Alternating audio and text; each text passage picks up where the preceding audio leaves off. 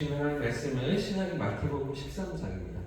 마태복음 13장 18절부터 23절까지의 말씀 같이 시작했습니다. 신약 성경 마태복음 13장 18절부터 23절까지 말씀인데 한 절씩 교독해서 읽겠습니다. 제가 먼저 18절 말씀을 읽습니다. 그런즉 씨를 뿌리는 비유를 들으라.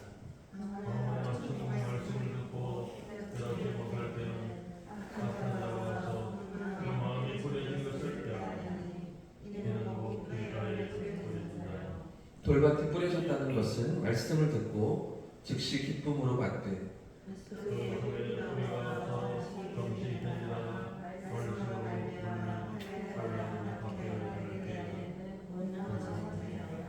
가시떨기에 뿌려졌다는 것은 말씀을 들으나 세상의 염려와 재물의 유혹에 말씀이 막혀 결실하지 못하는 자요.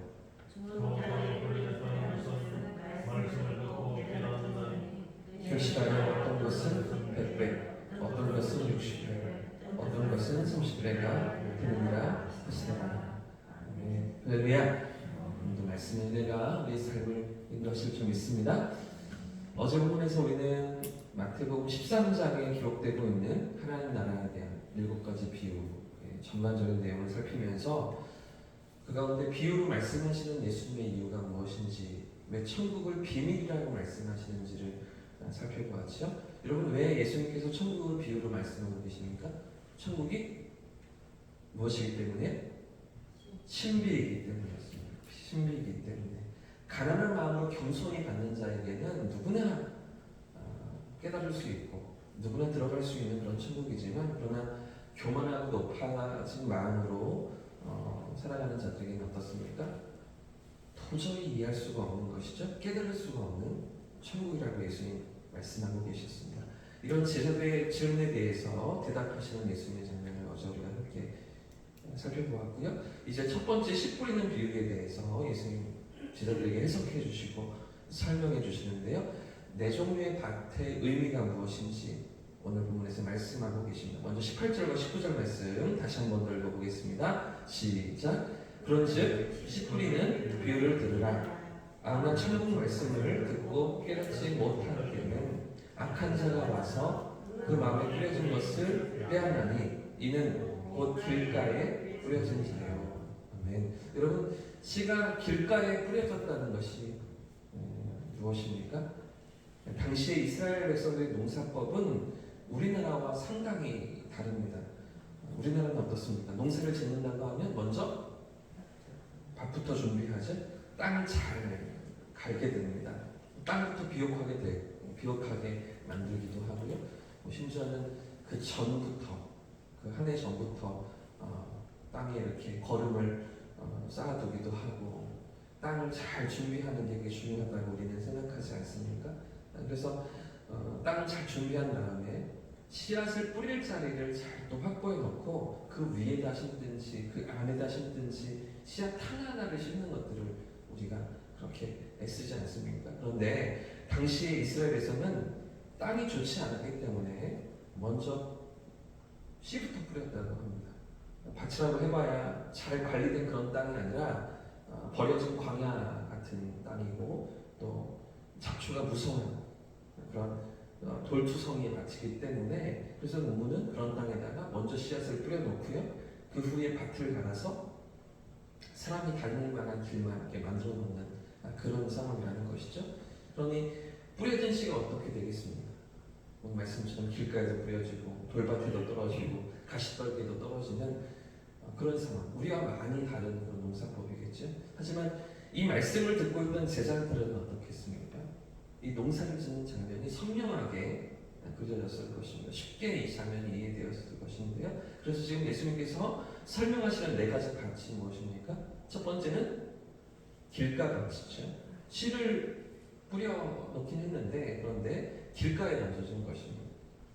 그러니까 길바닥에 이렇게 씨가 던져지고 거기를 이렇게 갈지 않으니 딱딱해진 그 밭이라고 할 수 없는 길가에 그 위에서 씨앗이 뿌리를 내릴 수가 없겠죠. 그러니 금세 새가 날아와서 그 씨앗을 먹고 마는 그런 상황인 것입니다. 자, 그런데 방금 읽은 19절에 보시면 누가 그 마음에 뿌려진 것을 빼앗아간다고 예수님 말씀하십니까? 누가요? 악한 자가 와서 가져간다는 것이죠. 악한 마귀가 듣는 길을 가리우고 그 마음에 뿌려진 말씀을 빼앗아간다는 것입니다. 여러분, 우리가 지난주까지 계속해서 살펴보았던 바리새인들이 이런 사람들 아니겠습니까? 계속해서 예수님 앞에 나오긴 하는데 계속해서 예수님 하시는 진리의 말씀을 듣기는 듣는데 그런데 그들이 깨어나지 못하는 것, 그들의 생각 속에 자리 잡고 있던 잘못된 확신이 귀를 막고 영혼을 가리워서 진리를 깨닫도록 못하게 하는 그런 삶의 모습이 이런 길가닥 같은 신앙이라고 할 수 있겠죠. 자, 두 번째는 돌밭인데요. 자, 20절과 21절 말씀도 같이 한번 읽어보겠습니다. 시작. 돌밭에 뿌려졌다는 것은 말씀을 듣고 즉시 기쁨으로 받되 그 속에 뿌리가 없어 잠시 견디다가 말씀으로 말미암아 환난이나 박해가 일어날 때에는 곧 넘어지는 자입니다. 여러분, 돌밭은 또 무엇일까요? 말씀을 들을 때는 기뻐하지만 그러나 그 말씀을 따를 때 찾아오는 박해와 고난을 이기지 못하고 넘어지는 신앙을 가리킵니다. 그러니까 말씀이 깊이 뿌리내리지 못해서 잠깐의 고난과 시련에도 금세 넘어지고 마는 것, 뿌리가 없는 신앙을 가리키는 것인데요. 당시에 많은 무리가 그런 사람들이었겠지요. 예수님을 쫓는 수많은 사람들, 그 무리가 이런 신앙 아니겠습니까? 예수님의 능력을 보았습니다. 이적도 경험했습니다. 눈앞에서 나타내시는 예수님의 놀라운 일들을 보고 그 말씀을 들었음에도 불구하고 그 무리의 믿음이 어떤 자리에 있습니까? 예수님을 메시아로 믿는 것이 아니라 그저 놀라운 능력을 행하는 선지자 정도로, 랍비 정도로 여기고 있는 것이죠. 그래서 조금만 문제가 생겨도 어떻습니까? 예수님께서 이 바리새인들과 충돌이 생기거나 아니면 예수님에 대한 적대적인 분위기가 막 일어날 때 이 무리는 어떻습니까? 금세 돌아서고 마는 거죠. 금방 믿음을 포기하고 많은 사람들인 것입니다. 마치 한낮에 내리쬐는 햇빛을 감당하지 못하고 금방 마르는 씨앗처럼 고난이 올 때 넘어지고 마는 그런 신앙을 가리키는 것인데, 자, 세 번째, 또 가시떨기에 떨어진 씨앗은 무엇입니까? 22절 말씀 들어보십시오. 같이 읽겠습니다. 시작. 가시떨기에 뿌려졌다는 것은 말씀을 들으나 세상의 염려와 재물의 유혹에 말씀이 막혀 결실하지 못하는 자예요. 아멘. 말씀을 듣기는 들었음에도 순종하지 못하는 신앙입니다. 세상의 염려와 재물의 유혹 때문에 믿음을 저버리고 말씀을 포기하는 결실하지 못하는 신앙을 가리키는데요. 여러분, 어떤 사람이 떠오르십니까? 마태복음 19장에 등장하는 재물이 많은 청년이 있었죠. 누가복음 18장에도 똑같은 사건이 기록되는데 부자 관원이라고 누가는 기록하고 있습니다. 이 재물 많은 부자 청년이 예수님께 나와서 묻지 않습니까? 선생님, 제가 무슨 일을 하여야 영생을 얻겠습니까? 이렇게 질문을 하죠. 그때 예수님의 대답이 무엇입니까? 네가 가진 재물을 다 팔아 가난한 자들에게 나누어 주라. 그리고 나를 쫓으라.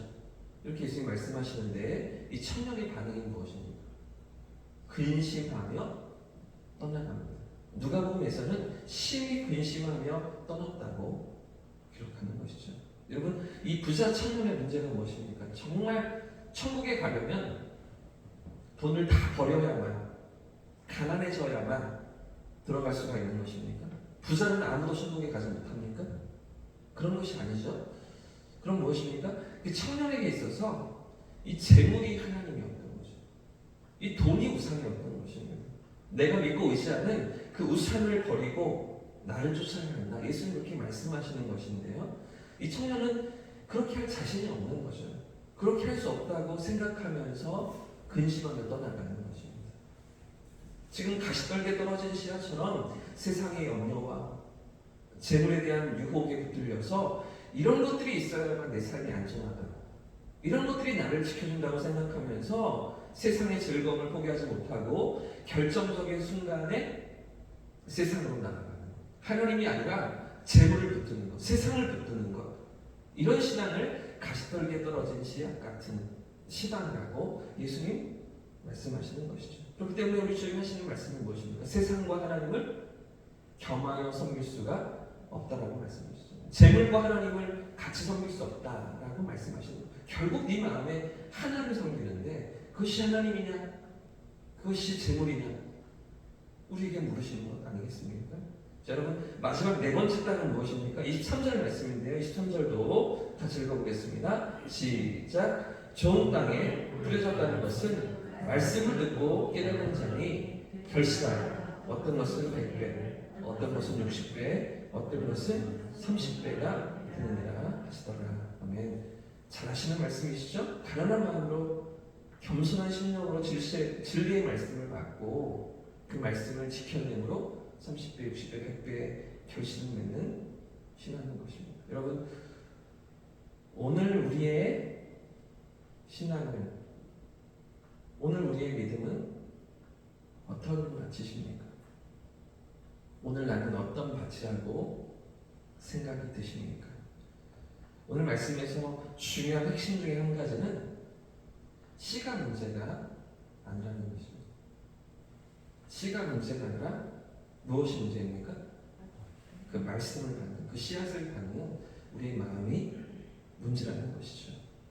이 마음이 어떠냐에 따라서 금세 씨앗이 사그러들기도 하고 죽어버리기도 하고 아무런 의미 없이 사라지기도 하고 그런가 하면 정말 좋은 밭이 되어서 30배, 60배, 100배의 결실을 맺는 그런 다른 결과로 나아간다 라고 우리 주님 말씀하시는 거 아닙니까?